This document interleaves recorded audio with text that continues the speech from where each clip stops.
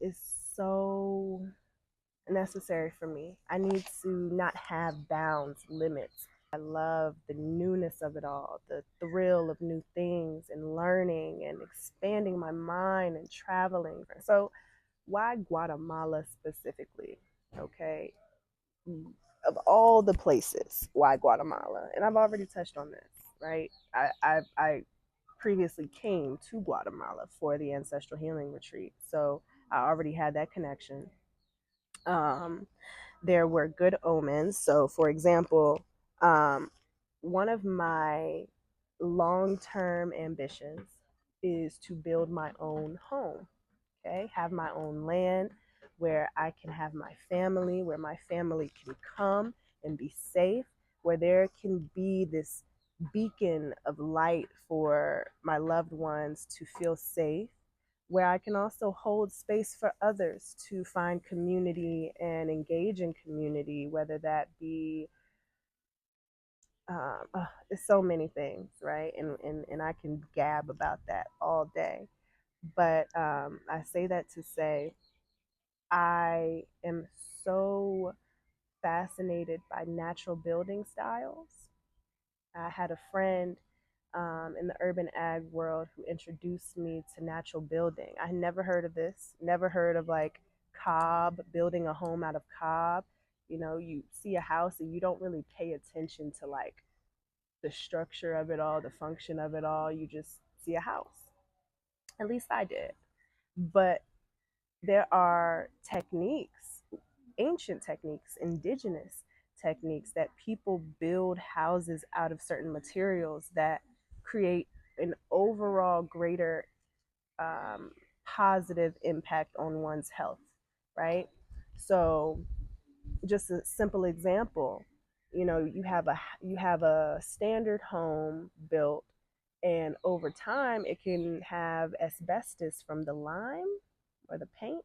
I don't quote me on that, but you can, circulate a lot of toxins throughout the home, right? Over time through the breaking down of the material. Whereas with cob, you don't have to deal with the poison, the toxic chemicals of certain paints and things. It's pure earth, it's pure mud and straw and natural organic ingredients from Mother Earth herself. Um, it is heat regulated. Like when it gets cold outside, you can stay warm inside. When it gets hot outside, you can stay cool inside. So there's so many different benefits of natural building homes that fascinate me and interest me. And so that's something that I want to do in the in the future. Okay. So there was this guy who I met while I was down here my first time in Guatemala, who had properties, and he was actually building a home that would be ready by the summertime, and it was a naturally built house.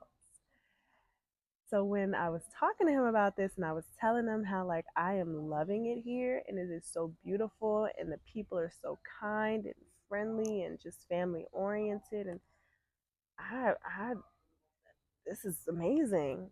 And he started telling me about the stuff that he was into, and it just was like, oh, so when I come back, I could live in the house because it's going to be ready by then. Well, didn't really happen that way, but again, it was one of the catalysts that brought me here. Okay, so it was things like that. It was like conversations that I would have, and if it would kind of check the box for me of, oh, okay, so I wouldn't have to worry about that because I could do that here, right? So yeah, it was awesome. Oh, and so I mentioned my girl Shayla, right? Shayla, she hosted the retreat in 2025, and if it wasn't for her generosity and her kindness of allowing me to pay what I could and when I could, um, for the program, I wouldn't have been able to come, right? So not only did Lucretia encourage me and kind of get me out of my own head of wondering how, but Shayla also bridged that gap for me and was able to make it accessible. And so I'm so thankful for both of them in allowing um, for that doorway to be clear for me to walk through. Let's see what else. Do do do do do. Oh my goodness! If you come here, you cannot help but feel the potent energy of the lake. When you come here, it is a vortex. It is like a portal into a different frequency of living, which I'm sure is why so many eccentric people and artists and musicians and teachers and gurus come here. People come here to have babies. People come here to pass on and transition into the afterlife. People come here to learn and study the healing arts. So it is such a beautiful mixing pot of ideas and concepts and cultures and traditions. You have the Guatemalan culture, but then you also have the Mayan, the indigenous culture here. So there's a cool fusion of what you would see where, for example, you have the nanas or the grandmothers or the aunts, right? The that will go on church or mass Sunday, the Catholic sort of. I mean, it's different denominations, but the church, and then the next day they'll go to ceremony, do a fire ceremony. So it's like it's a beautiful fusion of different faiths um, intertwined, um, but then also just the depth of the lake herself. Um, you have no choice but to explore that depth within your own self because of just how magnetic the energy is. So that definitely um, called me as well because I'm very intuitive. I'm very keen. I can see and I can read the nuances of energy, and I could tell here the air difference, the energy here is just like whoa, whoa. It was a good place for me. Oh look at this bee. I don't know if you can see it, but that's another thing. And okay, I have so much to talk about. Oh my goodness. Um, which is why I'm looking at these notes. Okay, so I can keep on track. Yes. Okay. So what I wrote here was a strong desire to decolonize my psyche. Where do I begin with that? The only languages I know are English and Spanish. These are two languages that are colonizer languages. Let's be real. I am not connected to that indigenous part of myself, the part of myself that was colonized, right?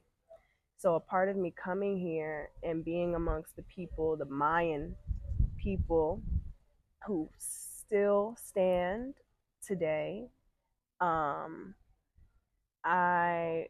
was able to see, observe different um, traditions that spoke to my soul and spoke to my spirit and actually turned out to be things shared by my ancestors. The same healing techniques, the same baths, maybe different herbs, maybe a different setting. Maybe you're praying to different energies or names, excuse me, but the same energies. So being immersed in the indigenous culture here has allowed me to bridge that gap with my own indigenous ancestry back home, that isn't as prevalent, right? You don't, I mean, you can, you definitely can find the pockets, right? The Gullah Geechee of South Carolina and the Eastern Shore area, and the different indigenous populations and things there. But my path led me here. And funny enough, I believe I do have some ancestry here, which is part of the reason why this was one of the places that felt so good to me. So, things that you can't find in the books that you just have to experience to know or learn, like that is the stuff that fuels me, because I know there's so many lies told, so many lies in the textbooks. The textbooks were written and designed for a particular purpose that is not in my best interest. And part of the reason I came here was to learn what was the truth through my own eyes, through conversating with the people and understanding what were the elders exposed to, what were their parents exposed to. And hopefully I can get some firsthand accounts and share that on this platform. Oh my goodness! So okay, this is what I will leave you with.